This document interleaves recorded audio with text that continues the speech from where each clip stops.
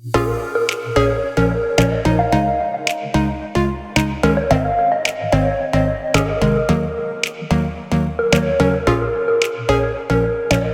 to the Practical Church Podcast. My name is Dotson, and this podcast is all about helping you plant and grow and lead healthy churches.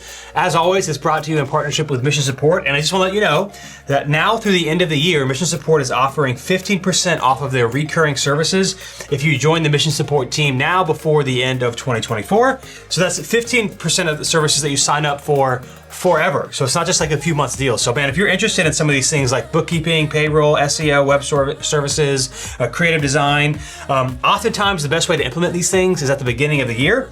And so you can schedule a call today at missionsupport.com and see how they can help you both save time and money, 15% off for the duration of those services that you book them with. So check out missionsupport.com. Now, today's episode, I'm going to share with you, 5 ways to use illustrations in your sermons. And so let's get into it. All right, 5 ways to use illustrations in your sermon. Now, to be honest, I wasn't exactly sure the best way to title this episode because it's about illustrations and stories. And so it's just kind of like 5 things to know about when it comes to preaching effectively, communicating stories and illustrations, and connecting with your audience. So here we go. 5 ways to use illustrations in your sermons, how to think about them, how to put them in your sermons, and how you can use them to be more effective. So here's the first tip, number 1. Number 1, I would just say this: understand their importance. So again, the title is kind of wonky, but the first thing I understand when it comes to illustrations and stories is you need to understand their importance. The importance about stories is to primarily, more than anything else, at least this is what I would argue, is to connect with your audience and to help them remember and apply the message. It's to connect with your audience and to help them remember and apply the message, which means, like, yes, you always want your illustrations and stories to somehow connect with what you're saying, but it's also okay sometimes to just share stories and illustrations to just help you connect with the audience.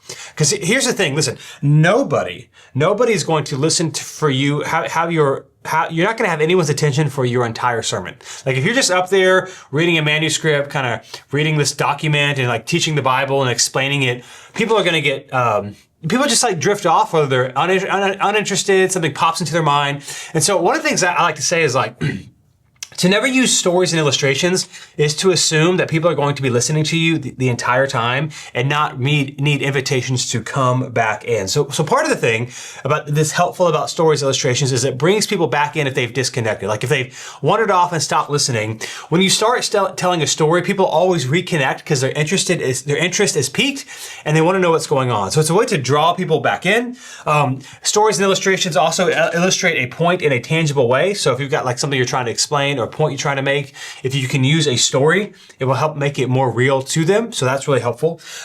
It breaks up the need to concentrate. So again, having someone like concentrate on what you're saying for 30, 40, 50 minutes or however long you preach, like that's really, really hard. And even if somebody is tracking with you, it gives them like a little bit of a break. When you go into a story, it helps their mind relax a little bit so that they can stay focused without using so much mental energy.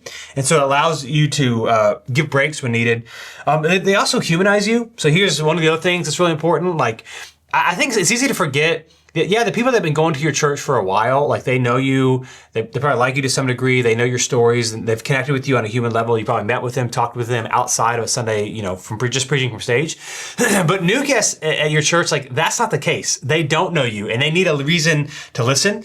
And so they help humanize you. It also builds trust and rapport. Again, this is crucial for new people. And there's all these studies out there when you can make people laugh or engage, tell a good story, like their trust in you automatically goes up. So just psychologically, like it's really helpful to, if you're trying to convince people or share the good news of the gospel, like if they don't like or trust the person presenting it, their willingness to listen goes way down.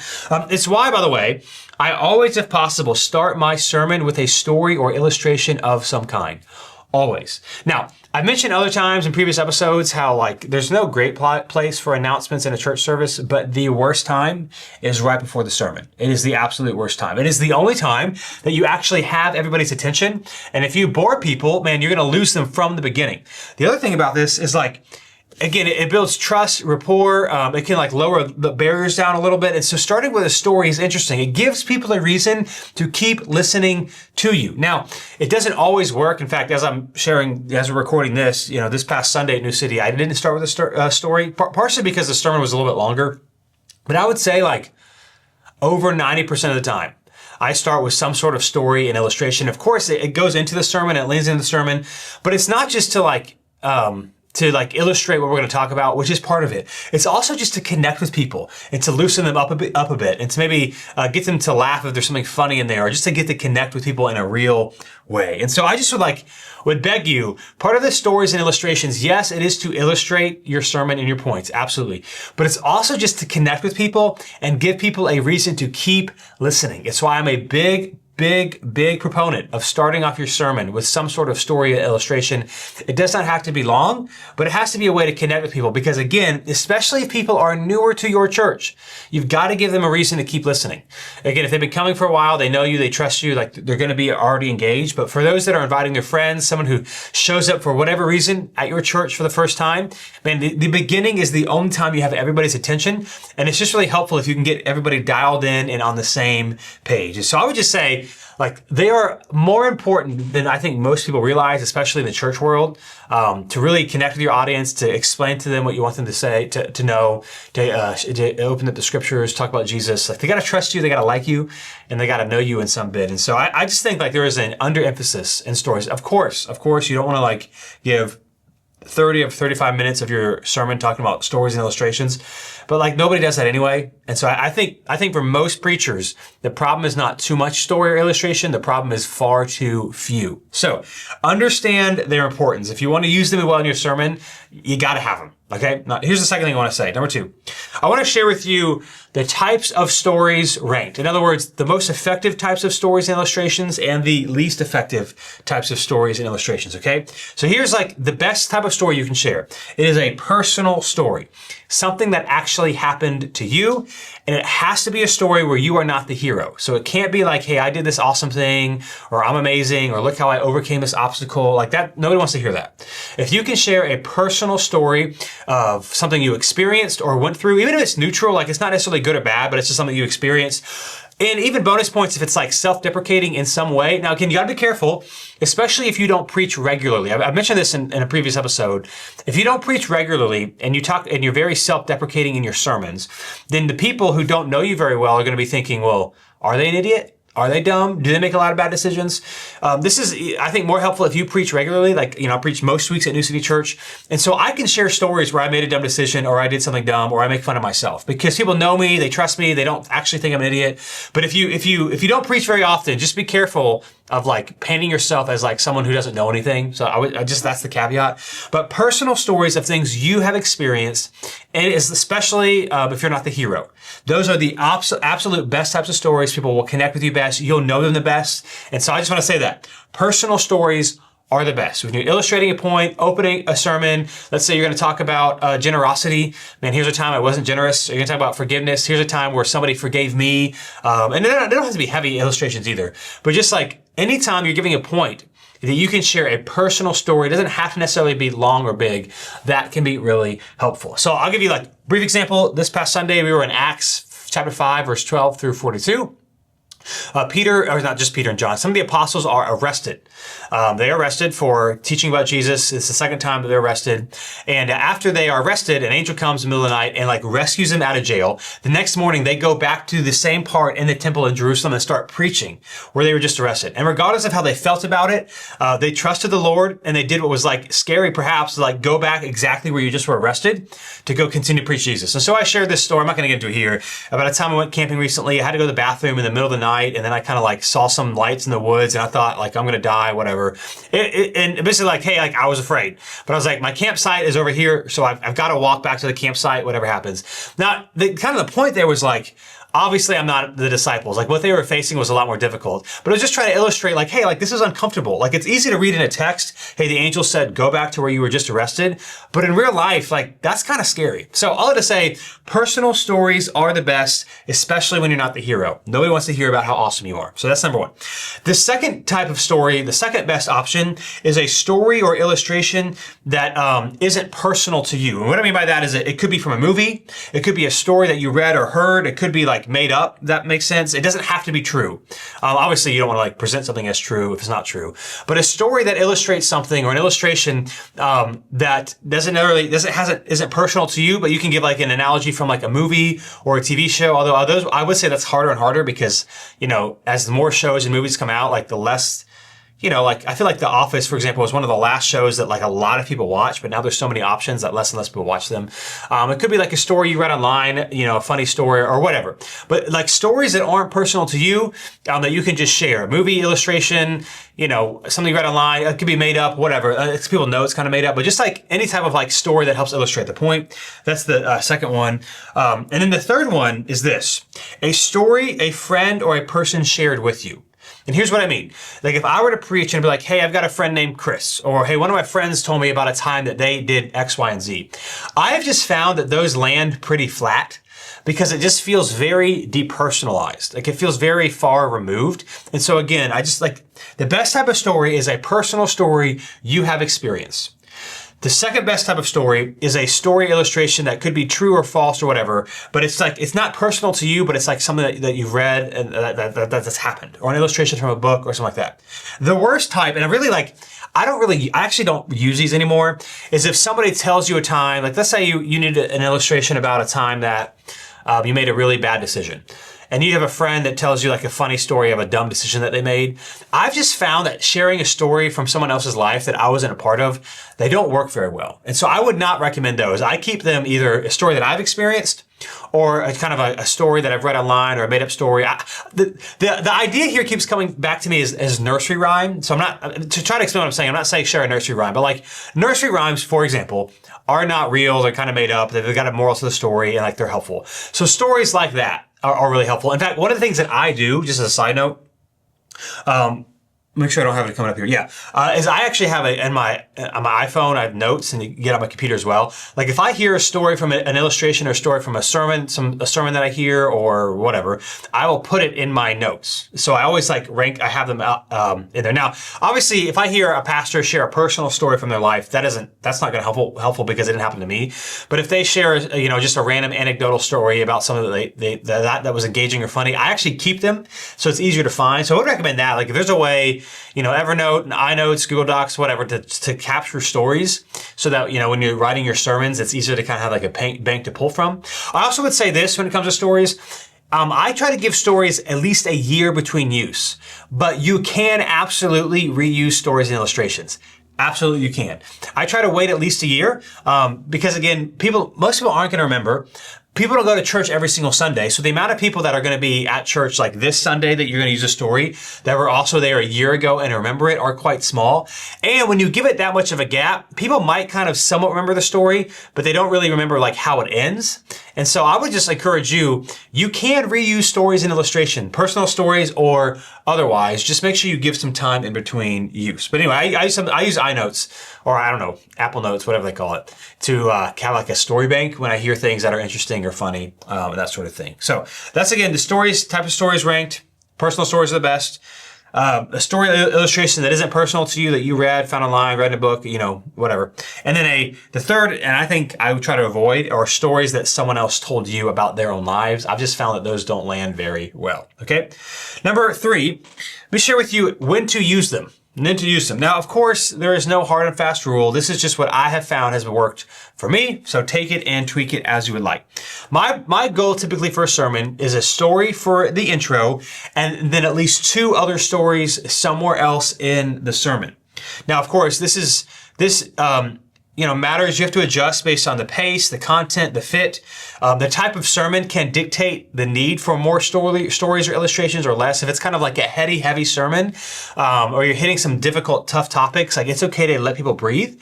Or if you're preaching a narrative, for example, and the narrative itself is somewhat of a story, then that doesn't call for as many stories or illustrations because the content you're preaching is kind of a story itself that people can track along with. So the type of sermon can dictate, you know, what you're trying to do. But I would just say it's good to break up your sermon and you need to assume that people will stop listening. If you assume people will stop listening, you will be more intentional about putting stories and illustrations in your sermon. So for me, I try to start with one. let's say I'll have like 4 or 5 points that I'll put on the screen in a sermon. I don't necessarily need a illustration or story for every point.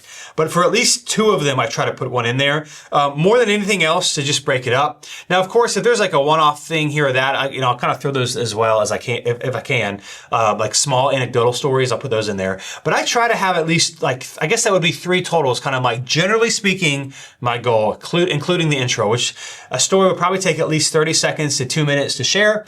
It breaks it up a little bit, it illustrates the point, but it also like invites people back into the sermon and encourages them to keep listening. It gives them a break, especially if there's some humor, which I'll talk about in a second. It kind of makes them relax. It kind of refocuses them in on what you're talking about. And so my rule of thumb is when to use them is I try to use about 3 total. 1 in the intro, 2 somewhere else in the sermon, because my assumption is people are going to stop listening. That is my assumption. If you listen to some of your favorite preachers, not all, but the vast majority of them probably are good storytellers, or they tell a lot of stories, or maybe not a lot, but they tell engaging stories. So what I do personally, there's a couple pastors I listen to. I try to listen to at least 1 sermon a week, and I kind of rotate through different pastors, that sort of thing. But the guys that I listen to the most, it's not that they're like maybe master storytellers, but like they're real and they share more than one, and they're really good at connecting their stories. They make people laugh. They draw people back in. And I want to talk about humor again in a second. But the third thing I just want to point out is like when to do them. I recommend about 3, and I try to space them out a little bit. So 1 in the intro, 2 others somewhere else in the sermon that not necessarily are back to back. Although if it happens, if you got 2 points back to back, you got 2 good stories, that's fine.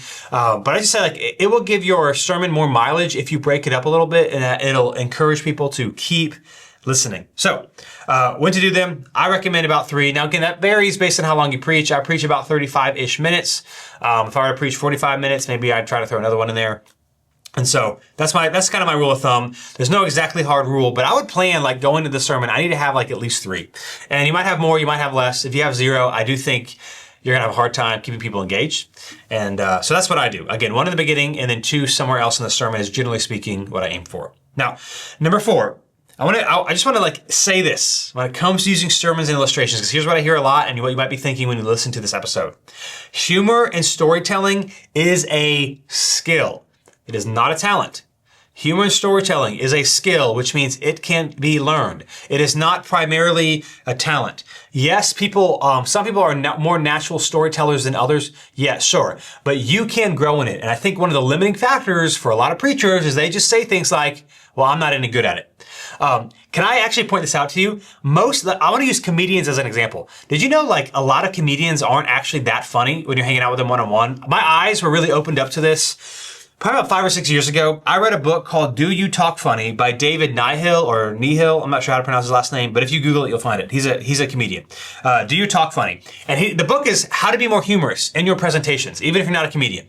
So I highly recommend that for pastors or anyone who communicates Do You Talk Funny? And he goes through this skill of crafting being funny. And he talks about how like a lot of comedians are actually introverted. A lot of comedians, like when you get them one-on-one, they actually aren't that funny. They aren't people, people persons.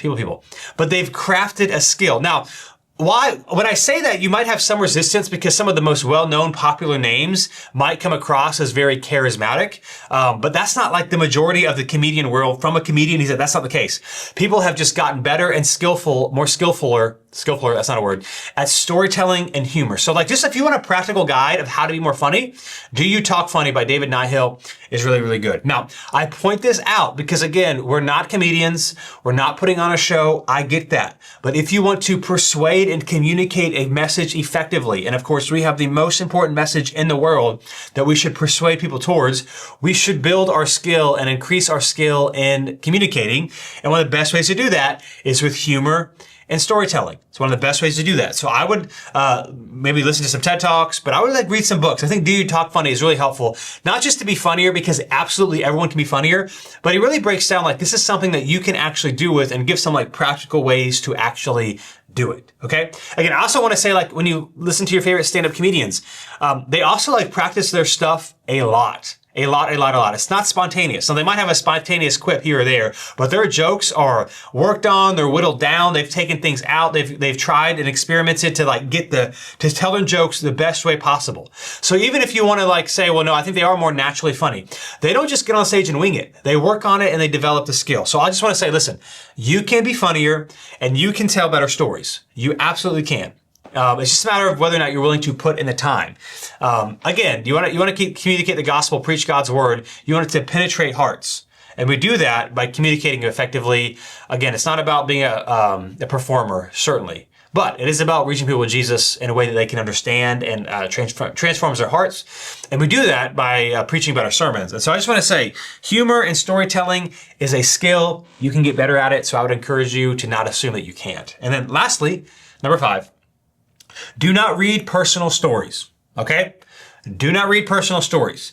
It's totally fine to read non-personal stories, like if it's an illustration or maybe a historical story you found or like this anecdotal thing you read online or whatever. Obviously, that's fine. You can read those things if you're not, people know they're not yours. One of the best ways to kill a story illustration when it comes to your best type of story or illustration, which is personal stories, is to read it. So regardless of how you do your notes, if you're a manuscript person or if you just write out a lot of what you have to say, or, if you just do an outline, then this probably wouldn't affect you. But like, if I'm telling you, here's what happened in my life, and I keep looking down at my text or my notes, man, it feels like, did that actually happen? And I feel like it just completely ruins what you're trying to do. And so it's fine to read non-personal ones, or if you're recalling an illustration from a story or from a book or a show or a movie, that sort of thing. But if you are telling a personal story, it's one of the ways to connect more with the audience. I think a lot of pastors, I shouldn't say most because I don't know the percentage. Many pastors, I would argue, look down at their notes too many times, and there's nothing wrong with looking at your notes. But having at least some like prolonged eye contact is really, really helpful, and stories are a great way to do that. So here's my recommendation. When you bring your notes up with you to preach, and you've got a personal story, just like say like story about a time I lost my bike, or a story about a time I've skinned my knee or whatever. And do not write out, or do at least whatever you bring up with you when you preach, do not write out your entire story, because then you'll look at it even if you don't need to. So my last recommendation is, it's generally speaking, the more eye contact you make, the better. And so if it's a personal story, do not read it. It'll totally kill what you're trying to do. If it's a story that you found elsewhere, a made up story or whatever, you can certainly read it, but I would try to like look up as you're reading it so that there is some eye contact. But I just want to recommend that. Like, remember, do not read personal stories, because that could have like the opposite effect of what you're doing. It can kind of create like distrust. Like, did this actually happen? Like when you're having a conversation with somebody, you're not reading your notes if you're sharing like an experience you had last week. So keep that in mind. Do not read personal stories. Now, the title of this episode is 5 Ways to Use Illustrations in Your Sermon. Again, it's not the best title, but I'll just recap all the stuff I went through. Number 1, understand their importance. They are more important than you and I think. Number 2, I share the types of stories that were ranked. Personal stories are the best. Number 3, talked about when to do them. I would recommend highly always starting your sermon, if you can, with some sort of story and illustration, and at least 2 other stories or illustrations throughout your sermon. Number 4, remember that humor and storytelling is a skill you can improve. And then number 5, do not read personal stories. Kind of take those things, mull those over, and I think that can help you tell better stories and illustrations in your sermon. So here is my ministry observation for this episode. And it's really more of a reminder. Remember this, that people can only commit to concrete plans. They can only tell you yes or no to concrete plans, not ideas. I'm reminded of that as I share the previous week that I'm recording this episode. We're part of Acts 29, a church planting network, and I have the privilege a couple times a year as serving as one of the church planting assessors for planters and wives. And so last week we were in Orlando, assessed a couple couples, planters, wives. It's awesome. And one of the things that I always take away from these assessments is like you have people that are about to plant their churches, and they have a lot of ideas and concepts, but they don't have it on paper. And so whether you're like planting a church and trying to ask people to join your launch team, if you're building a discipleship plan or what serving looks like, or joining a community group, whatever you call your groups, whatever, if it's not clear what people are signing up for, they can't say yes or no. It's kind of like when it comes to church planting, part of the issue like people have, like people don't show up until the church actually launches, is because like the planter was kind of ambiguous about what the pre-launch phase would look like. And if you're clear, like, here's where we're going to meet, here's how often, here's what it's going to look like, people can actually say yes or no. A lot of times people don't know what they're saying yes or no to, so they'll kind of wait for the church to launch, and then they'll show up because it's like, oh, now it's more familiar, and now I know what they expect of me. So again, whether it's like staff issues or planning a church, or even like ministries in your church, maybe you're trying to start something new, you're trying to invite people to serve. Like if you ask people to serve at your church, for example, like how often are you asking them to serve, and what does serving look like? See, people can't say they want to serve, or if you do like a serve push over a Sunday or two, and you're just saying like, hey, we'd love you to sign up to join a serve team, but you're not clear about what those expectations are. You got to be, you can't be frustrated if you don't have as many people sign up as you might wish, because people don't know what they're signing up for. So just remember, in ministry and in life, but for this Practical Church podcast, for ministry, people can only commit to concrete plans. Is what you're asking people to do clear, or is it unclear? If it's unclear, less people will take their next step. Now, this episode's personal growth tip has to do with taking the blame for your decisions. You should take the blame for your decisions. Here's what I mean. When it comes to something you would like to do, but are not currently doing, it is helpful to state out loud what is really happening. So for example, instead of saying, I don't have enough time for fill in the blank, because that's typically why we don't do things. I'm busy. I don't have enough time. Here's what you should say. You should say, I have chosen to spend time on other things rather than fill in the blank, the thing you're not doing. Or doing fill in the blank isn't a priority for me right now. Or it isn't important enough for me right now to do fill in the blank, exercise, read more books, whatever. Or I'm not willing to stop doing X in order that I can spend more time on fill in the blank. I'm not willing to stop spending time on these certain things that would allow me to do these other things that I wish I might be doing. See, many times, the reason why we aren't doing something that we know we should do, or that we would at least like to do, is not that we don't have enough time. It's because we haven't made the time. It's not a lack of time. It's that we haven't made the time. Now, sometimes the reality is you actually really don't have enough time. So, for example, you could say, I have chosen to spend more time with my kids in this season. That is a perfectly legitimate reason why you may not have time for something else, even if you wish you did. And so your lack of time could be because you are doing something more important, and that's okay. Like, you shouldn't feel bad if you can't do the other thing. Other times, however, we actually do have the time, but it isn't as big of a priority for us as we say that it is. Otherwise, we would make the time. And so all that to say, we do the things that are important to us. Don't assume that you're a victim of a lack of time. Instead, remember that you can spend your time however you wish. It just takes a little bit of intentionality. Today's ministry question comes from my church planning assessment that I was at last week. I actually get this question a lot when we do these assessments, because we're talking about how much their marriage, they're talking about how they're following Jesus, their personal disciplines. And then we're also talking about their plans for the church plant. And one of the things that many people talk about is membership, partnership, whatever you call it at your church. The question I often get is, what do you ask your members to do? So a lot of churches have membership or partnership, whatever you call it, in some form or fashion.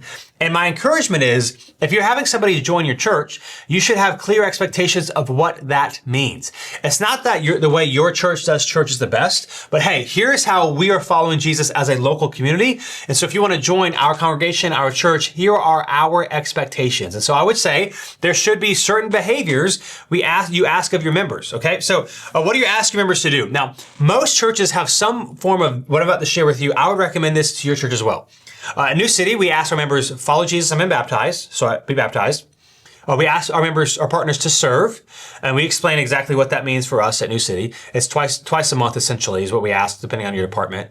We ask people to be in a community group, and then we ask people to give financially. So baptism, which is a one-time thing, so you gotta be a follower of Jesus, obviously. But the three things we ask at New City is that you're part of a group, you serve, and you give financially. And then every January, we kind of re-up our commitment for the next year, ask people who are in, and if they're not doing one of those things, how things are going. Now, this isn't like an ironclad thing. If there's a season of life, loss of job, whatever, and they can't give financially, that's okay.